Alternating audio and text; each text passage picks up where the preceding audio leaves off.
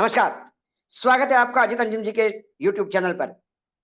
मैं हूं अशोक वानखड़े और एक खास खबर कहो, विश्लेषण कहो के साथ मैं आपके साथ हूं।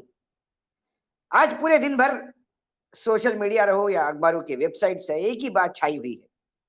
G20 के लिए जो डिनर का, रात के प्रतिभोज का जो निमंत्रण पत्र आदरणीय राष्ट्रपति द्रौपदी मुर्मू जी के यहां से गया है, उसका लेटर हेड में एक बदलाव है।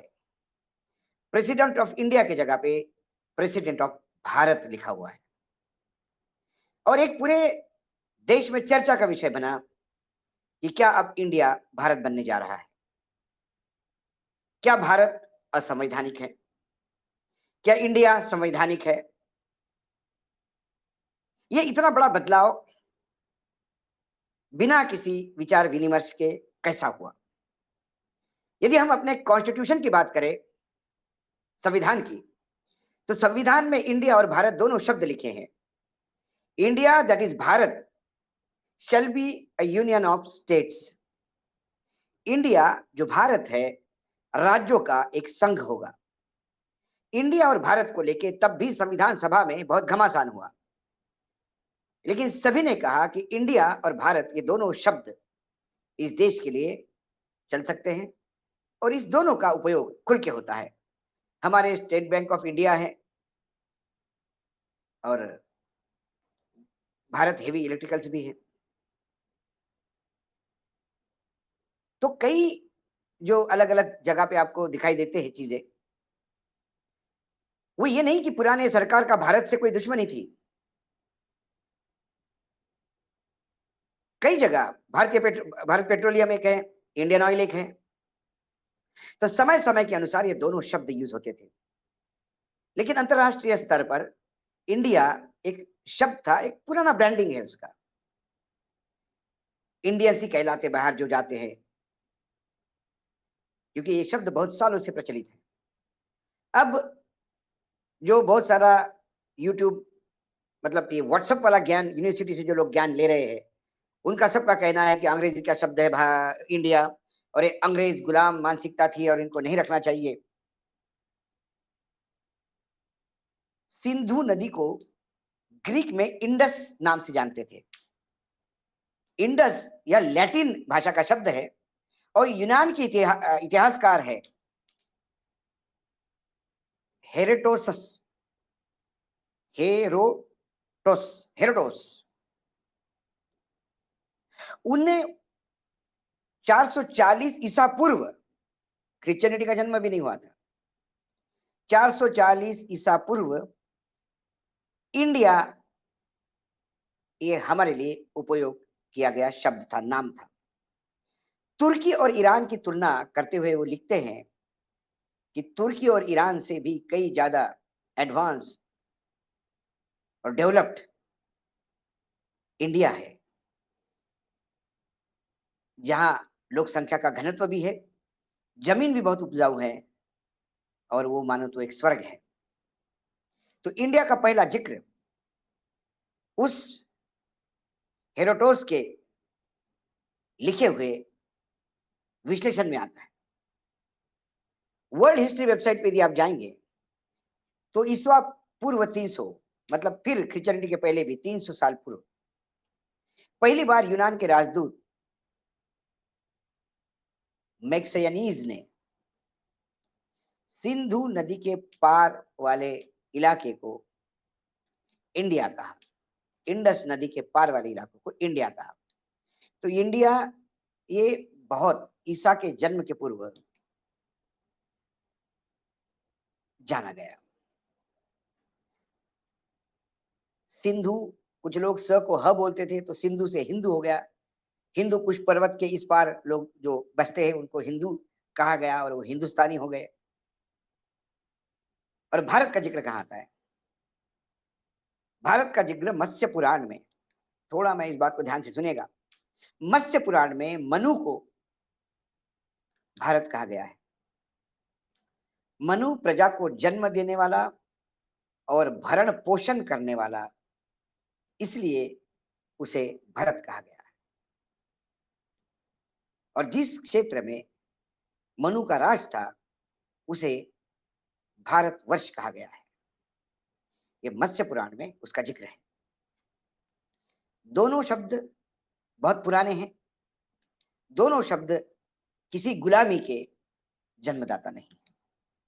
हाँ, लेकिन यदि भारतीय जनता पार्टी को बाबा साहेब आंबेडकर की अध्यक्षता में बनाया हुआ ये संविधान मनुस्मृति से रिप्लेस करना हो, मनुस्मृति उसकी जगह लाना हो, क्योंकि उनके कई बड़े लोग जो बड़े ओहदे पे बैठे हैं, बड़े रिस्पॉन्सिबल पोस्ट पे बैठे हैं, वो लगातार इस बात को वकालत कर रहे हैं कि हमारे यहाँ संविधान बदलना होगा, ये संविधान अब इस लायक नहीं है। इसलिए भारत की यदि प्रधान मतलब राष्ट्रपति जी ने यदि ये लिखा प्रेसिडेंट ऑफ भारत, तो ठीक है, लेकिन क्या कोई ऐसा बिल आने वाला है कि इंडिया ना कहे, ओनली भारत कहे? उसके लिए 2/3 बहुमत से संविधान में संशोधन करना होगा, क्योंकि संविधान इंडिया और भारत दोनों की वकालत करता है, दोनों शब्द को जायज ठहराता है। कि इतने सालों से कभी किसी राष्ट्रपति को ये नहीं लगा, लेकिन एकाएक भारत के प्रति प्रेम उमड़ आया सभी का। इसके पीछे एक ही कारण, इंडिया नाम का गठबंधन। सारे विरोधी पार्टियों ने एक नया गठबंधन बनाया जिसका एब्रीवेशन INDIA यानी इंडिया होता है।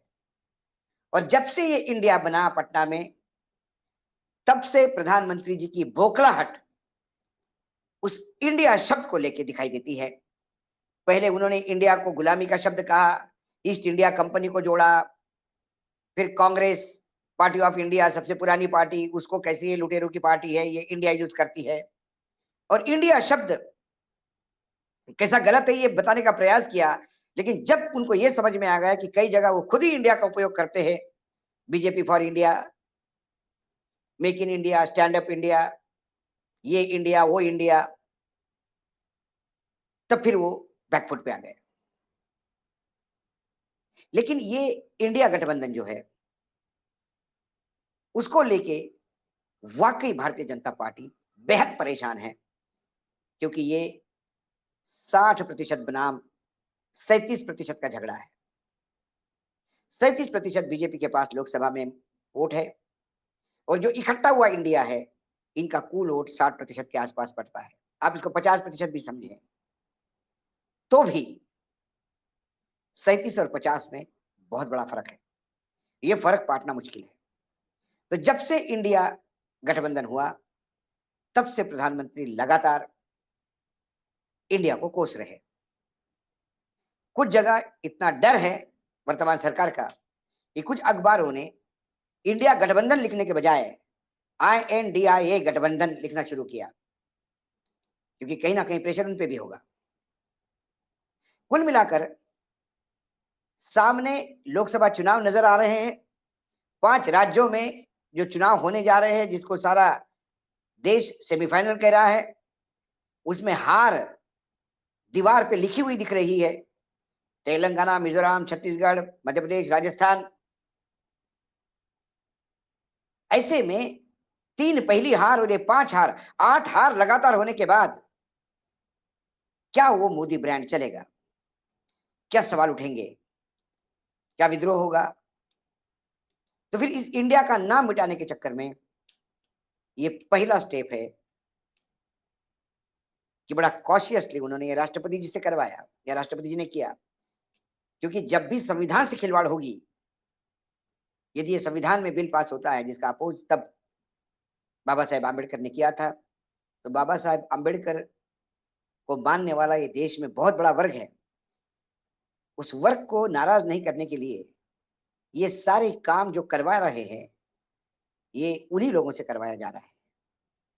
ये जो संविधान मतलब वन नेशन वन इलेक्शन का जो कमेटी बनी, वो पूर्व राष्ट्रपति की अध्यक्षता में, वो भी पिछड़े हैं।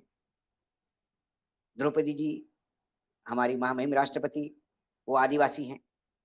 तो कुल मिला के अपने हाथ साफ रखो, जो करना है इनसे करो, ताकि